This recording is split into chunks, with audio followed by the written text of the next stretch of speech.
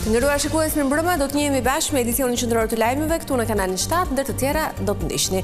Bordi i Transparencës merr vendimin e parë për naftën duke ulur çmimin në të gjitha pikat e karburanteve nga pasditja e së njëjtës shitet me 203 lek për litër.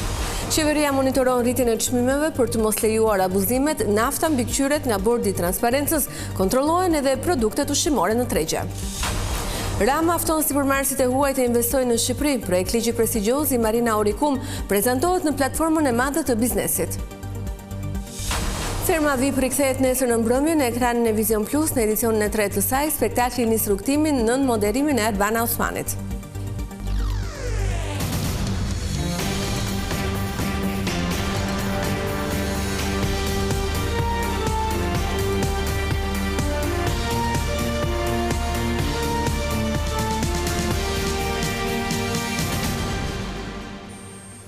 Vijmë më gjërësisht. Bordi i Transparencës ka marrë vendimin e parë duke ulur çmimin e naftës në pikat e karburanteve do tregtohet me 203 lek për litër nga 217 që ishte gjatë ditës së sotme. Bordi u bën thirrje subjekteve të reflektojnë vendimin e tij pasi në të kundër do të përballen me masa deri në mbylljen e aktivitetit. Bordi i Transparencës ka vendosur këtë të njëjtë çmimin tavan për tregtimin e hidrokarbureve. Vendimi ka hyrë në fuqi në orën 18:30 duke përcaktuar që nafta me pakicë të mos tregtohet më shumë se çmimi 203 lek për litër, ndërsa benzina me pakicë jo më shumë se 175 lek për litër. Në ditët e fundit çmimi i naftës në pikat e karburantit kishte arritur deri në 217 lek për litër. Sipas njoftimit zyrtar, vendimi i Bordit të Transparencës vjen si rezultat i lëvizjeve në bursën Platts të mesdheut, ku benzina është ulur me $3.35 për ton, ndërsa gazoili me $7.1 për ton. Bordi sqaron se çmimet përcaktohen në bazë të tregjeve ndërkombëtare dhe kursit të këmbimit. Operatorët janë të detyruar të zbatojnë vendimin, në të kundërt rrezikojnë masa ndëshkuese deri në pezullim aktiviteti. Autoritetet bëjnë të ditur se monitorimi i tregut do të vijojë në mënyrë të vazhdueshme. Ky është vendimi i parë i Bordit të Transparencës që nga hyrja e tij në fuqi. Ky mekanizëm u rikthye pasi çmimi i naftës ka përsëritur në 217 lek për litër si pasojë për shkallëzimit të konfliktit në lindjen e mesme. Rritja e çmimit të naftës dhe produkteve ushqimore po monitorohet nga qeveria për të mos lejuar abuzimet. Tregu ushqimor do të inspektohet vazhdimisht duke filluar që nga produktet bazë. Qeveria do të marrë masa të forta në rast se do të abuzohet me çmimet e produkteve bazë. Pas mbledhjes së qeverisë, ministri për pushtetin vendor Ervin Demo sqaroi se inflacioni që vjen për shkak të rritjes së çmimit të naftës po ndikon dhe tek produktet e tjera. Por sipas tij do të garantohet një mekanizëm që të lehtësohet bara ndaj qytetarëve. Rritja e çmimit të naftës dhe aq më tepër inflacioni që sjell në produktet, le themi në një bazë gjër, kërkon një kohë të caktuar. Gjithsesi ajo çfarë jemi duke bërë është që e para të garantojmë transparencën. Duke filluar jo vetëm me produktet bazë, por patjetër edhe me produktet si nafta ose që kanë të bëjnë me energjinë, që ne të garantojmë që mos ketë spekulim në treg, se kjo është gjë e parë që ne duhet kuptojmë. Ne duhet të garantojmë që në treg nuk mund të përdoret kjo situatë për të spekuluar në kurriz qytetarëve. Ministri Demo komentoi dhe sulmet kibernetike iraniane ndaj postës shqiptare, duke bërë të ditur se shërbimet vijojnë normalisht. U zhvilluar një analizë e detajuar nga autoriteti kombëtar i kibernetikës, nga Akshi, por po ashtu dhe nga ekspertët e vetë postës shqiptare. Ajo çfarë ne mund të themi në këtë moment është që të gjitha shërbimet e postës vazhdojnë normalisht. Nuk ka të dhëna, të paktën deri tani, që ka informacione të inkriptuara. Mëtej, Ministri e Shëndetësisë Evi Sala lajmëroi ngritjen e komisionit për çmimet e barnave, që do të monitorojë tregun dhe do të shmang mungesën e ilaçeve, i cila jep Komisionit të Çmimit të Barnave mundësinë për të rivlerësuar çmimet brenda një afati të shpejtë me qëllim shmangjen e çdo rreziku për të rreqjen e barnave nga tregu. Ndryshimet nuk kanë për qëllim, e rëndësishme kjo, rritjen e çmimit të barnave. Ndërkohë, ajo tha se brenda vitit 2027 synohet të rimbursohet trajtimi për personat e prekur nga diabeti tipit 1, ndërsa sqaroi se koncensioni i sterilizimit tashmë i ka kaluar shtetit dhe funksionon normalisht. I pranishëm në platformën e madhe të biznesit Matchmaker 2026, kryeministri Rama ftoi sipërmarrësit e huaj të investojnë në vendin tonë. Ai u tha se vendi ynë përfaqëson një treg zhvillimi gjithnjë në rritje. Në këtë event u prezantua edhe projekti prestigjioz i Marina Orikum.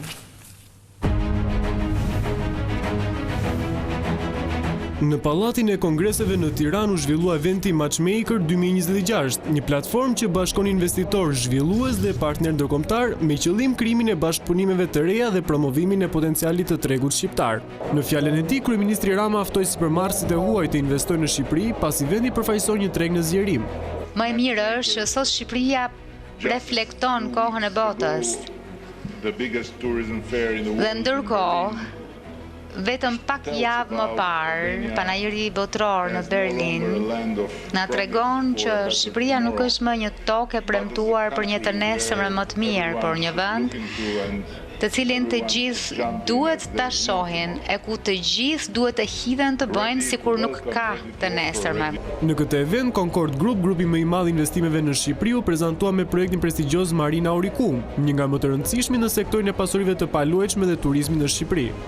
Ne prezantohemi sot me projektin Marina Aurikum, i cili është një ndër projektet tashmë të cituar më unik që nga arkitektura dhe mënyra organizimit të godinave me njëra tjetrën, për ta kthyer në një destinacion të ri dhe për një jetesë dhe lifestyle më unike në Bregdetin e Shqipërisë, në Vlorë. Më vjen mirë që shoh një rritje të kërkesave të blerësave të huaj, jo vetëm kërkesa të blerësave besnik jashtë Shqipërisë, siç jashtë diaspora, por dhe blerësave international. Ky projekt synon të transformojë zonën e Aurikumit në një destinacion të ri turistik dhe rezidencial, duke përfshirë mbi 1000 si banimi, hapësira komerciale me brende ndërkombëtare dhe një hotel me 5 yje, potencialisht në brendin botëror NH Collection. Ne kemi një prezencë të madhe në Europë me 350 hotele gjithsej dhe jemi të lumtur me disa prej tyre, siç është rasti i Shqipërisë. Ne jemi duke shfrytzuar potencialin e këtij vendi dhe Riviera e Shqipërisë t'i jep mundësinë që të përmirësohesh në nivelin e turizmit, duke vendosur këtu edhe projektin tonë në Marina Aurikum. I konceptuar nga arkitekti i njohur ndërkombëtarisht Chris Prek dhe studioja e tij, projekti përfaqëson një standard të ri zhvillimi në Bregdetin shqiptar.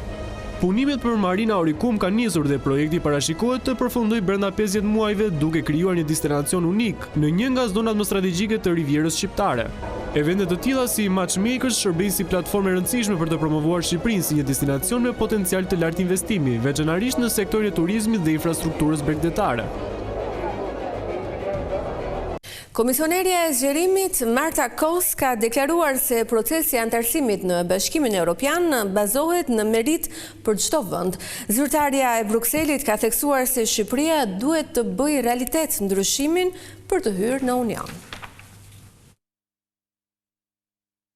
Ka shpjeguar qëndrimin e saj për deklaratat lidhur me korrupsionin në Shqipëri. Gjatë samitit Competitive Europe, Kos u shpreh se shoqëria shqiptare ka një problem me pranimin e korrupsionit, ndërsa puna e SPAK vlerësohet si mjaft e mirë. Ky reagim i saj nxiti polemika në vendin tonë, kryesisht nga opozita. Në reagimin e saj në rrjetet sociale, komisionerja sqaroi se procesi i antarësimit mbetet i bazuar në merit. Le të jemi shumë të qartë për atë që po ndodh në të gjitha vendet kandidate. Ndërtimi i institucioneve të forta demokratike është njëra anë dhe ana tjetër është ndryshimi i mentalitetit të shoqërive që edhe ato ta luftojnë korrupsionin. Procesi mbetet i bazuar në merit, ndërsa çdo kandidat ka rrethana specifike. Baza për antarësimin në Bashkimin Evropian mbetet e njëjtë për të gjithë. Të hysh në Bashkimin Evropian nuk është thjesht për të markuar kutizat, por edhe për të bërë ndryshimin realitet. Zyrtarja e Brukselit u shpreh se duhet debati i vazhdueshëm mbi procesin e antarësimit në Bashkimin Evropian. Kreu Demokrat Sali Berisha tha këtë të njëjtë se kriza e çmimeve nuk zgjidhet me bordin e transparencës, ai kërkoi nga qeveria që të ulë taksat në nivelin që kanë vendet fqinja. Bordi i transparencës për çmimin e naftës për kryetarin e Partisë Demokratike Sali Berisha nuk e lehtëson barrën ekonomike të qytetarëve. Në mbrojtje të oligopolit dhe interesave të qeverisë, ka nevojë për bord, por gjysmë taksat vendos nivelin e taksave që ka Kosova dhe Maqedonia, pastaj le të guxoj kusht të shes 100 ark më shtrejt. Në një konferencë për mediat, kryedemokrati vijoi dhe akuzat për çështjen Balluku, duke pretenduar se parlamenti dhe SPAK kontrollohen nga kryeministri Edi Rama. Se SPAK-un është në kontroll të plot të Edi Ramës. Këtë nuk kam dyshuar. Mëtej, Berisha u shpreh se është kërcënuar dhe prokurori i çështjes.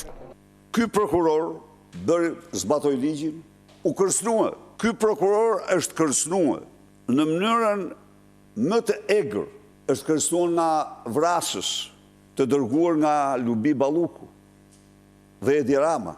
Kreu Demokrat lajmëroi mbajtjen e një tjetër proteste kombëtare, por pa treguar datën e saj.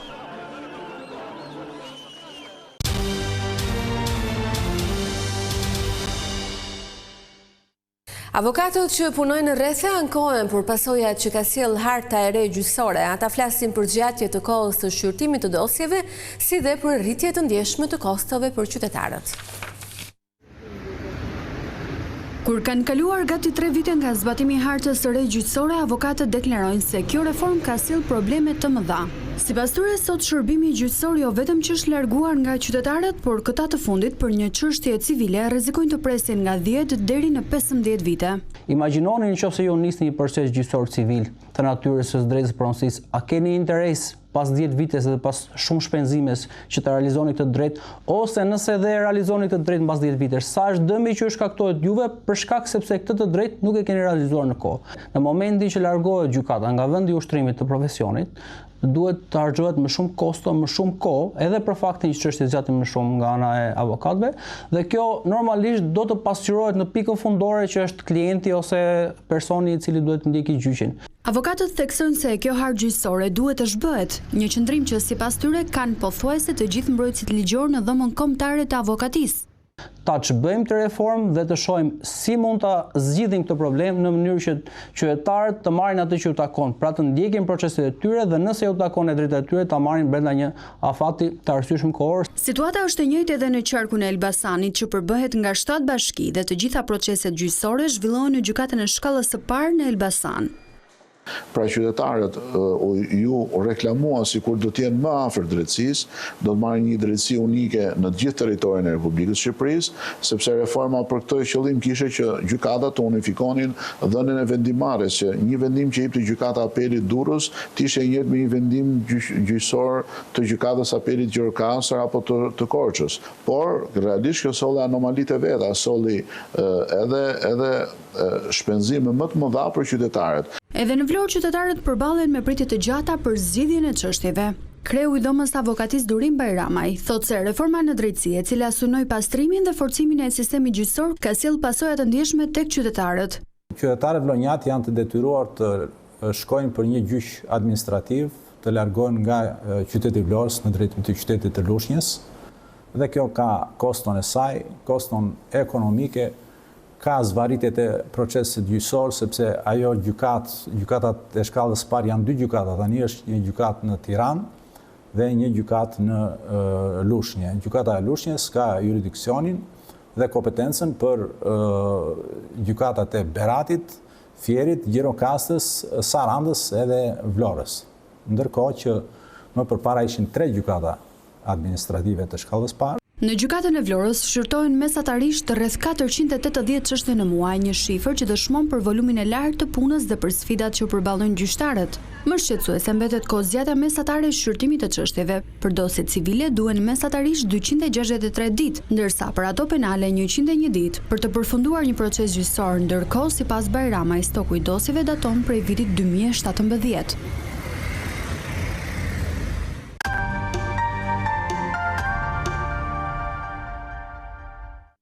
Formati më i ndjekur Ferma VIP rikthehet nesër në mbrëmje me edicionin e 3. E gjithë vëmendja do të jetë në ekranin e Vision Plus, ku do të nisë rrugtimin spektakli që këtë herë moderohet nga Arbana Osmani.